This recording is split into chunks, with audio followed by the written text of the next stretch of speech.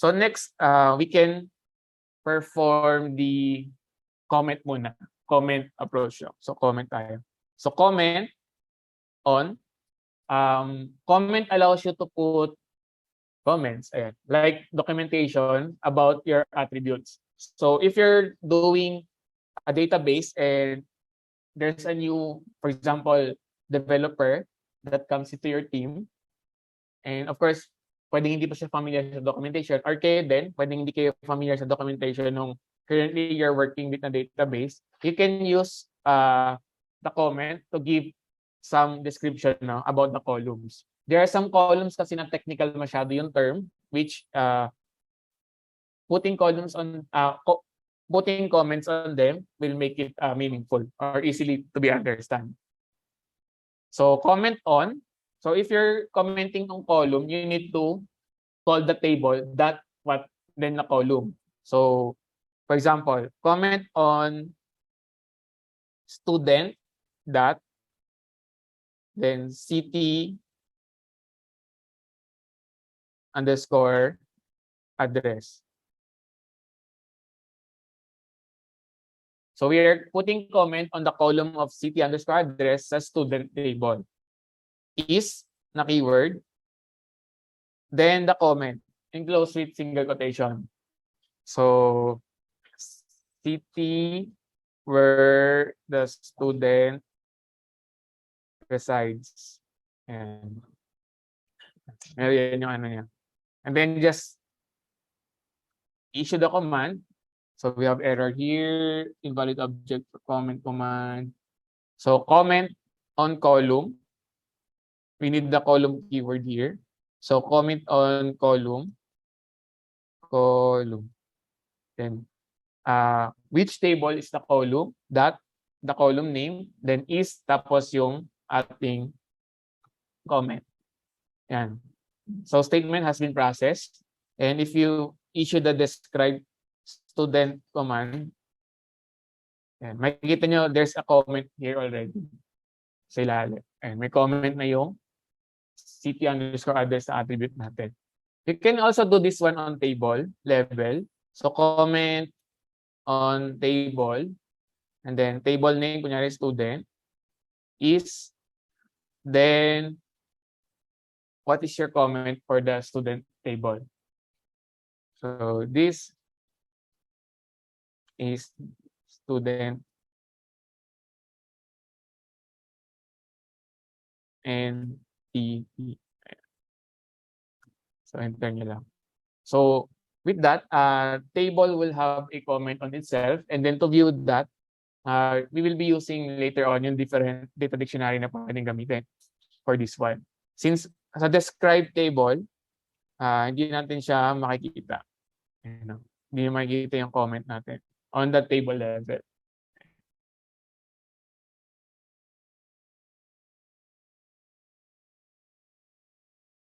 So next, I will create a table and then we will drop the table and then perform yung read only na setup niya.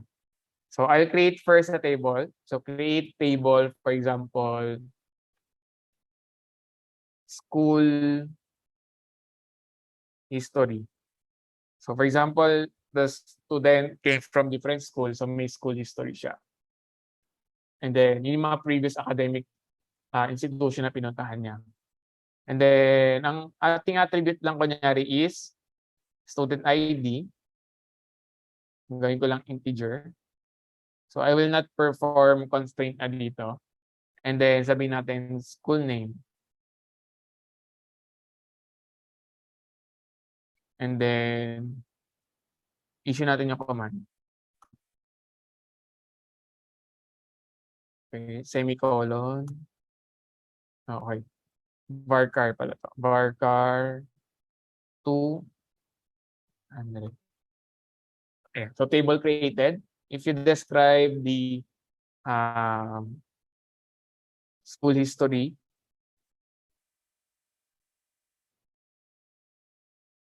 ayan. So ito yung attributes natin with this table name. So let's rename the table from school history. Gawin natin siyang previous school, for example. So rename table, then yung old table name, which is school history, to previous school, kunyari. So we have some error here. So rename table name, diretso na to the new name. So issue natin to. Ayan. So statement has been processed. So pag nag-describe tayo ng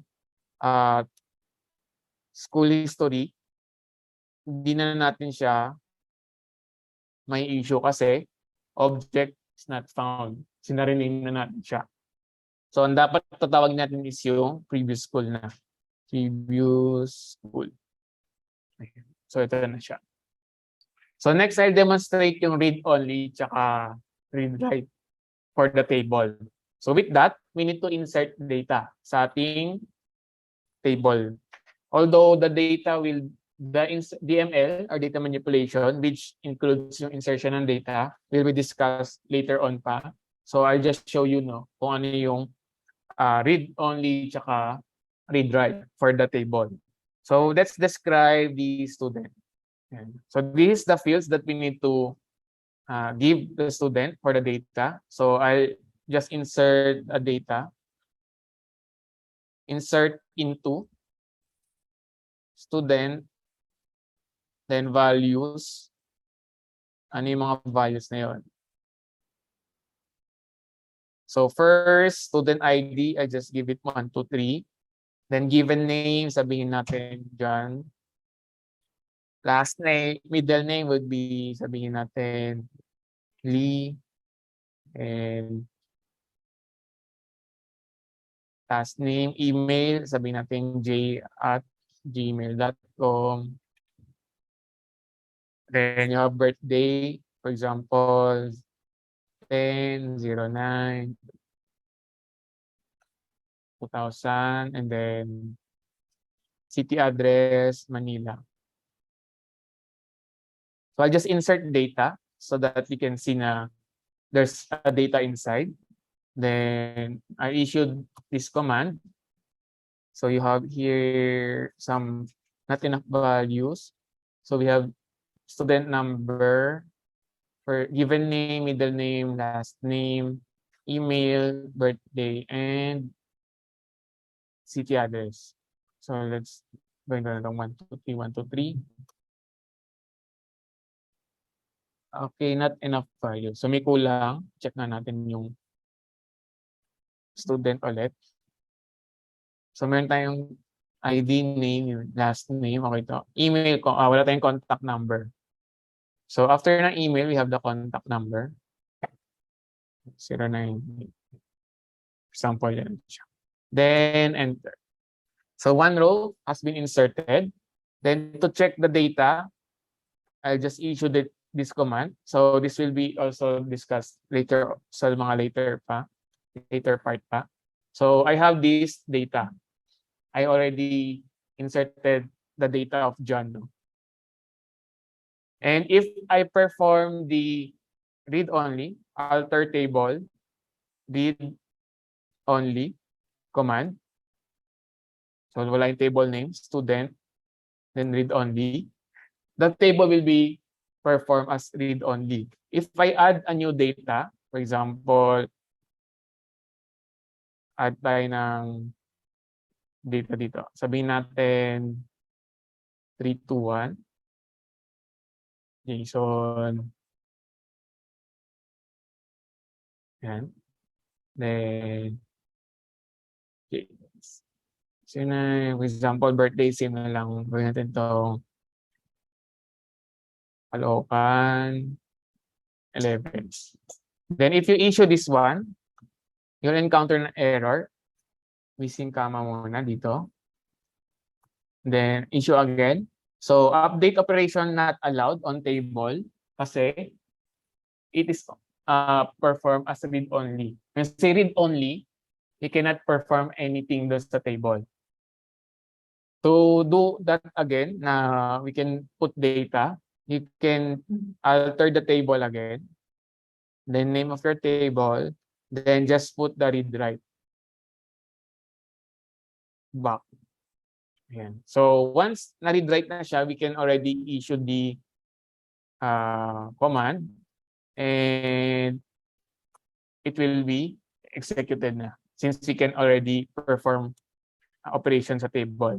Then if you check the data, if it is really inserted, nandito na siya. So you have the two data that we insert and then ito siya. So if you want to delete your data, you can perform the truncate command. So instead of deleting each row ng data nyo, that would be time consuming, no? You can use just the truncate. So for example, you just use the table for testing and then you will be deploying it sa operational database na, or they call it production, no? You can truncate those test data by using the truncate command. So the truncate command deletes all the data. So make sure that you're aware that you want to delete all the data inside the table. So truncate and then followed by your table name. So truncate student. Enter nyo. So truncate table student. So table has been truncated. And if you check the data from that table, so I'll use select. And so no data found. Meaning nagawa natin siyang burahin lahat in the truncate command. So next, we will delete a table and then retrieve it. And so describe ulit natin si previous school na table natin earlier. And so ito yung previous school natin. So I'll issue a drop. So drop natin to. So drop table previous school. Yan. So table drop. Pag dinescribe ko ulit yung previous table, you'll receive an error. So could not be found kasi nabura na siya. However, nasa recycle bin lang siya. So to check if nasa recycle bin siya, I'll issue the select command. Recycle bin. Ayan. So makikita nyo dito lahat ng na-drop or na-delete na objects sa database. So nandito si previous table sa pinakababa. Ayan. If you want to retrieve that object, you can issue the flashback command.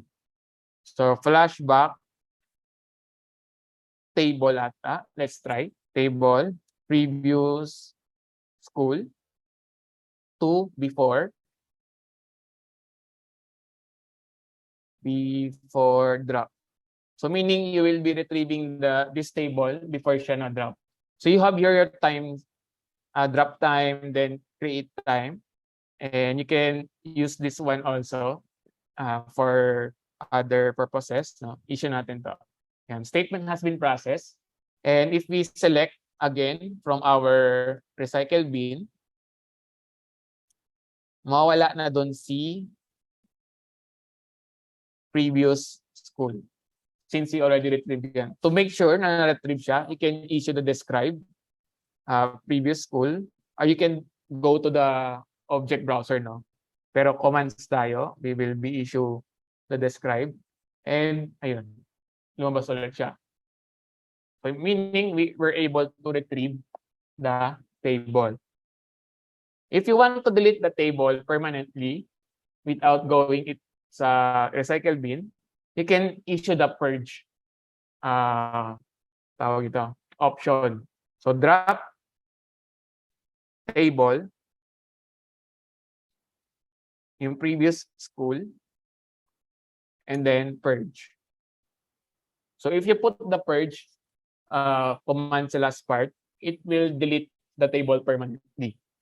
So try natin siya. Pag inisyo natin to, table drop, pag nag-select tayo sa ating recycle bin, wala na siya. Ano. So hindi nyo na makita yung previous table dito. And then pag dinescribe din natin sa current workspace,